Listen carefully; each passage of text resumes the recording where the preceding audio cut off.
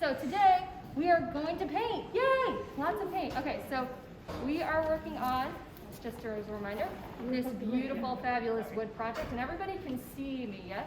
Yes. Okay, so basically, when you're working on a painting, you're gonna get something called an elevation. Elevations are always gonna be these beautiful, small little pictures that are gonna show you exactly what you want it to look like when it's finished. Now, the thing about being a scenic artist is you are acting as a translator. Nothing is gonna be just like one or two steps, or you're going to be able to do something that's going to look exactly like the thing. The thing is learning how to break down what you're seeing into layers. And what you'll find is most things tend to have pretty similar processes. They're usually going to include, just going to throw out these things now, we'll talk about all of them as we go through, but they're usually going to include one or all three of a scumble, a spatter, or a spray. Almost always. Now, for this project, we're mostly going to, it's only going to mainly include the scumble along with the other steps, but that's what we're doing today. Is our underlayer is what's called scumbling, and that's basically where you take however many colors and you're kind of smooshing them together. And the thing about a scumble is you usually have varying levels of how patchy you want it to look. You don't want it to be so blendy that you lose any distinction between the colors. If you see on the sample, you can still really see the colors in each thing, and that's important. It feels a little strange and funny because this looks, you know, aside from the grains, looks pretty blended back, but that movement and that motion underneath of your paint is gonna save you 1,000 times, especially on stage, because remember, we're not just throwing it up on a wall in a house. This is gonna get hit with light, a lot of light, and it's also gonna have people working at it, looking at it from a distance, so we do need to kind of amp things up, if that makes sense. So basically for this wood, there are 3 tones, and there's gonna be 3 things of paint. Now, I'm gonna demo with 3 brushes. Sorry guys, don't have enough for everyone to have 3 brushes, but you'll only be working with 2 colors at a time, and one of them is gonna be the same color. So, we're gonna bring up buckets of water, and I'm also gonna show with 3-inch chip brushes. Some people will be able to use 3 inchers, some will have to use 2 inchers. It'll still look very similar, still get the thing done. So, because there are 3 tones, I recommend this little cheat. And I have 2 more elevations, I will bring them upstairs, is marking what's a dark, what's a mid, what's a light, MLD, or however you remember it, and put it in the charcoal. We should still have our charcoal in this bucket, maybe potentially, if not, I will go grab more, but just going through, mark first, and pay attention to your marks, because you might not have this immediately to look at, or sometimes you might mix it up, so I just like to go through and mark. So here, we've got a light, looking at this is gonna be a medium, this is gonna be a dark, and then, yep, see, this is exactly what I do it, because I get confused myself, and that's another, oh yeah, that makes sense. Light, and this is light. Oh, I see what I did. See, this is exactly why we do this in charcoal, because I just had that upside down. So, very important to go light, light. Can I put 2 lights next to each other? Did I really do that? Yeah, guess I did. Doop, that's fine, who cares? 2 lights, this is still a medium, still a dark, still a medium. Light, this is a medium. This is gonna be a dark, this is gonna be a medium. That's a light. Okay, so now I have them all marked out, and the charcoal will go away as you paint, so that's why you do it that way. Now, let's start with a light. I'm gonna demo one of each of the different tones. And again, just as you're going, it's kind of okay if the colors smoosh together a little bit, but you wanna try and keep one brush to one color. So let's say, okay, so you're gonna be working with two brushes. You don't need a lot of paint on your brushes, guys. Please be judicious with the paint, because you know there's a certain amount mixed, and we don't need to overdo it. You really, this spreads pretty nicely. So for your lights, yes. So are we getting 2 different brushes, or only Yes, one? you are going to have 2 different brushes each. Okay, Some but of we you are can't going to get the get, third one. Okay. some of you are going to get 3 inchers. Some of you are going to have 2 inchers. You will work with 2. I would say, and that's what I'm going to suggest, is you start with your light boards. Then you're going to wash out the one brush, because the medium, this pinky color, this pinky wood color, is actually in all 3. Okay. So you're going to always just kind of swish out, wash out.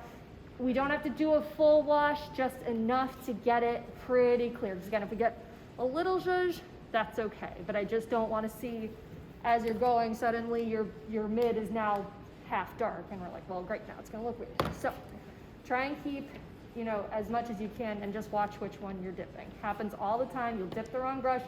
It happens. Just kind of give it a little clean off on the board and keep going. Okay. I would recommend, first of all, orienting your thing.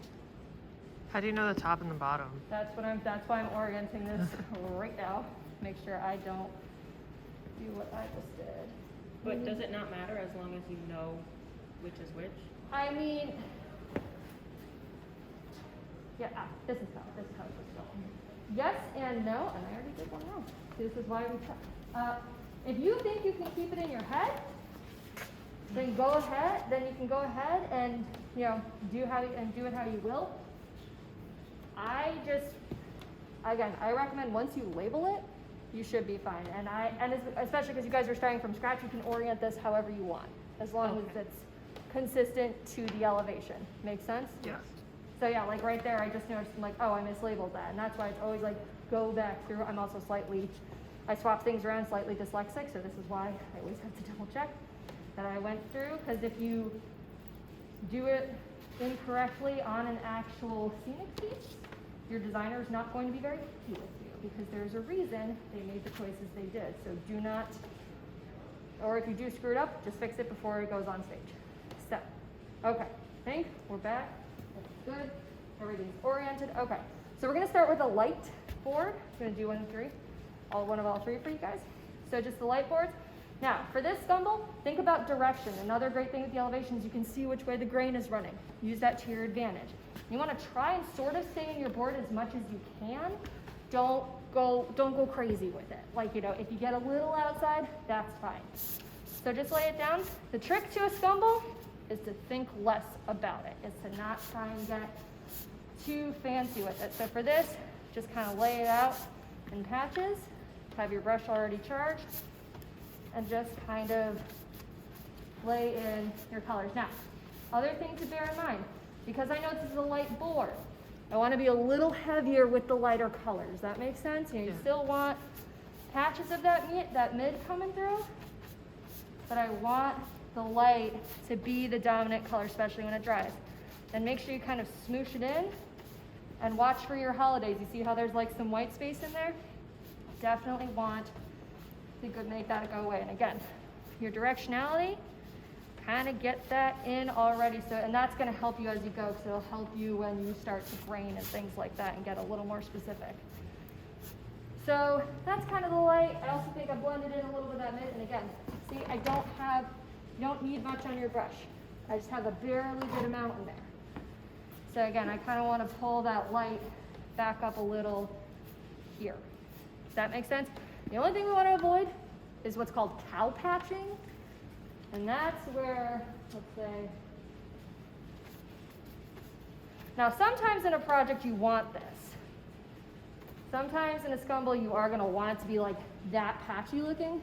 But for this project, we kind of want to keep it a little bit more blended. Still having very specific spots of the color, but it's not, you saw before how it had that kind of like that line. We don't want to go cow patchy for this one. Again, some scumbles, like especially when we get into the bas relief and the marbling, you're going to get a little more patchy with that. For this one, a little bit more of a blend. Okay, so that's a light board. And again, they can vary. It's actually better if they vary a little bit. So this brush stays with you for the mids. It's going to be your mids. Actually, I think I kind of like it. So for your mid, it's going to kind of include all three colors. So, okay, cool. So it's going to include all three colors a little bit. So what I would recommend is start with your mid brush. Kind of lay down your patches.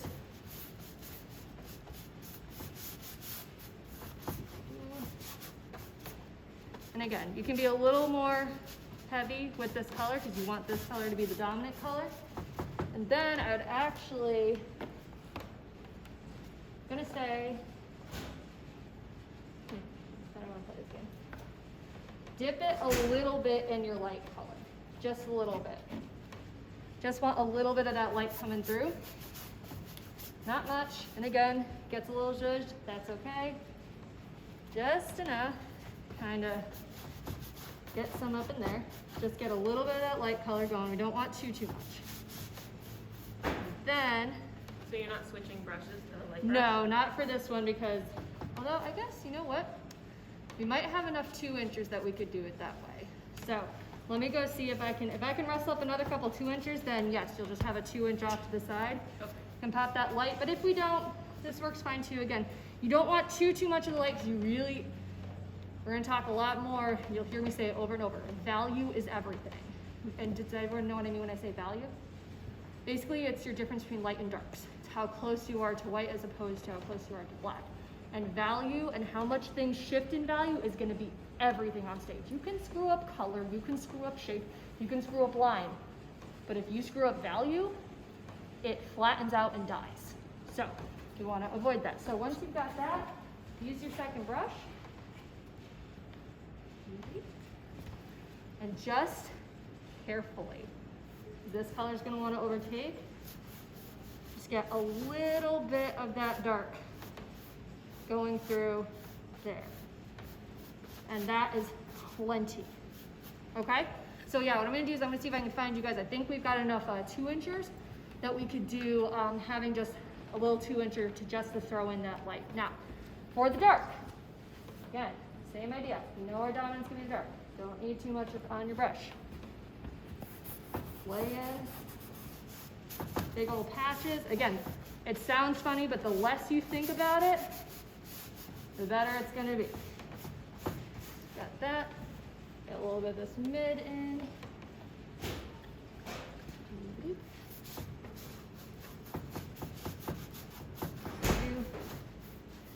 And again, just lay it in there. Try not to let it get too blendy, because again, you don't want to lose that variation. And you're gonna have to navigate the angles a little bit, and then just pull it up. And make sure you get it in your holidays. You wanna leave as few of this white. If it happens a little bit, that's fine. You can always go back in. Why are you calling it a holiday? Because the idea, as far as it was explained to me, was that as you're painting, you're kind of taking a holiday from looking at things closely. So it's like it shows the moments where your brush took a holiday. Got it. Okay. It's not a very good explanation, but it is what they are called. I promise I'm not making that up. So, but yeah, and it's like, oh, I want a little bit of dark in there. And again, sort of getting in there, get those holidays, sort of pull that. There you go. And that is what we are doing today. So, and again, like I might look at that and be like, she got a little light in places, but again, some variation, you can even see it in the elevation, like how the boards are not all exactly the same. And they're gonna get even more layers. It's all about layers. So that is what you're gonna be doing today. Now, I've left these guys down here blank. I did label them. If you want to play and practice a little bit, and obviously I know there's a few of you, so not everyone's got to practice on every board, but if you want to just practice the motion, getting your hands something else, it's important in scenic art. It's called sampling. And before we do it on the big thing, we like to do it on something off the big thing. We'll make something that lets us try out technique and color and all that kind of stuff. So you guys can consider this your sample side. You know, maybe you take half a board, whatever, get the motion in your hand, and I'll even say, don't worry about the labels, you know, because everyone's gonna be starting with a light color. So and I only say that because it's that way as your brush, if your brush does get buildup, it's towards the dark and not throwing the dark on the light by accident. Okay?